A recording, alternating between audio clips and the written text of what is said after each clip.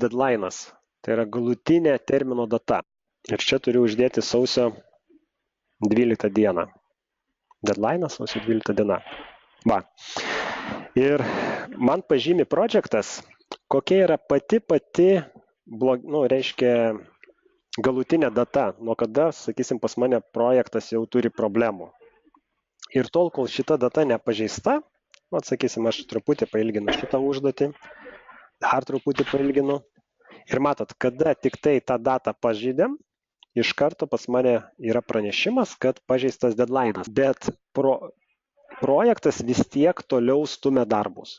Tai yra, jam jokių stabdžių nėra. Jisai vis tiek stumia darbus, bet tiesiog rodo, kad yra pažeista galutinė termino data.